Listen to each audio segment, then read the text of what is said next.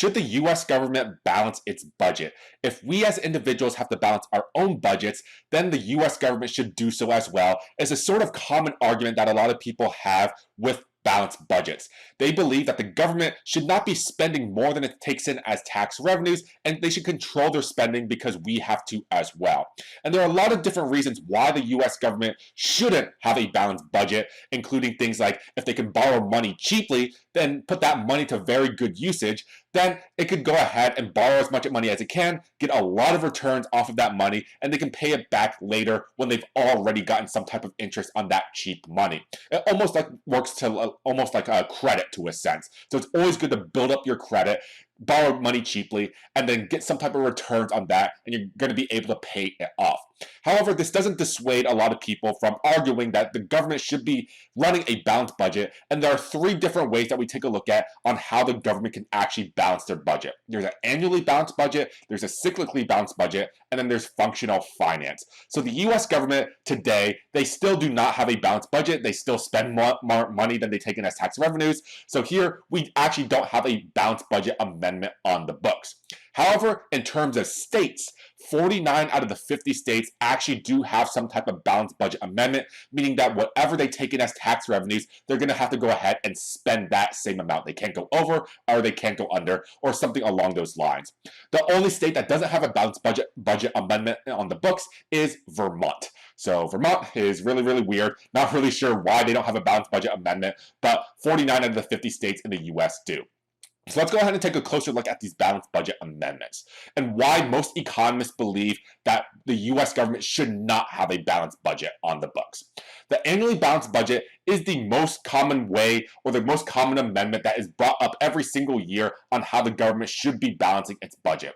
Revenues and spending must be exactly equal to one another. So they have some amount of tax revenues and it has to be exactly equal to government spending. However, most economists do believe that the annually balanced budget is very counterintuitive. It generally makes recessions worse by forcing spending cuts during economic downturns when tax revenues drop. So when we are in a recession, we do notice that, hey, we don't have as much income as before, so government revenues, they go down because we're not paying as many taxes as before. But if tax revenues go down, that means government spending also has to go down because with the annually balanced budget, revenues have to equal spending. However, when we're in a recession or downturn, we've already learned that we should have increases in government spending in order to push us out of the recession. So here, this is very, very counterintuitive to what economists sort of believe in, which is why they really don't believe the annually balanced budget is going to be very good for any economy. And it also works in the opposite direction as well. So what happens if we're in a boom or an expansion, then tax revenues go up, we are going to have more spending, and that can even lead to a greater overheating of the economy into very, very high inflation rates. So annually balanced budget, very, very counterintuitive. The cyclically balanced budget is going to be very associated with automatic stabilizers. The budget must be balanced over the business cycle by increases in taxes or reductions in spending during booms to offset deficits that occur during recessions. So essentially, we try to gauge where we are on the business cycle, and when times are really, really good, we're going to go ahead and increase taxes or reduce our spending and build up some type of a surplus or some type of a buffer.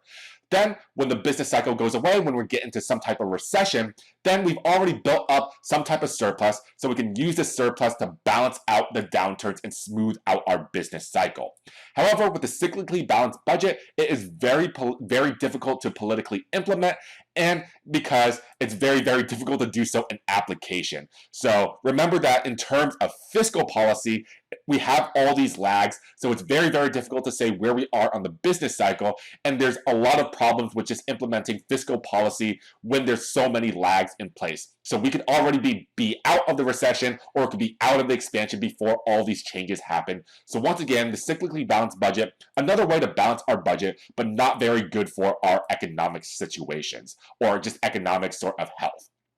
The final type of balanced budget is something known as functional finance, and it ties into the ideas of supply-side economics. With functional finance, the balancing the budget is not the primary concern of policymakers. Their main focus is on promoting economic growth and stable prices, keeping the economy as close to full employment as possible. And the idea behind functional finance is that as we keep increasing our long-run aggregate supply, or as we keep on increasing our full employment GDP, keeping our current GDP as close to it as we can, as possible, then our economy is growing. We have some type of positive and sustained economic growth. And as countries continue to grow, these countries are not going to be running into any debt issues at all. So here we really don't care about balancing the budget at all. We just want to focus in on policies that are going to promote and induce economic growth and stable prices, which ties into the idea of the supply side fiscal policies that we've already talked about. So out of these three so far, functional finance is probably the best balanced budget amendment that we can sort of think about. But remember that with functional finance, these sort of things do take a very, very long time to develop and see the sort of effects of. But just as a whole, in general, remember that the US government, they do not have a balanced budget on the books. So we don't have functional finance. We don't have the cyclically balanced budget. We don't have an annually balanced budget. We don't have anything.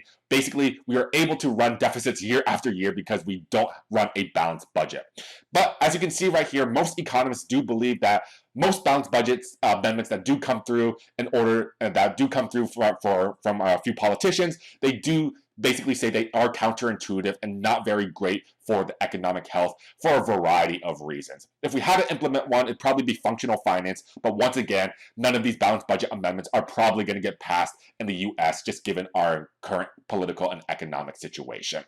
With all of this in mind, because we run deficits year after year, because we don't have a balanced budget amendment on the law, it just tells us, it asks the question, how exactly do we finance all of these deficits? And in order to show exactly how we finance all these deficits, we're going to go ahead and take a look at the government budget constraint, which details 3 different areas of how the government can raise money to finance a deficit for a particular year. And we'll go ahead and take a look at that in the next lecture video.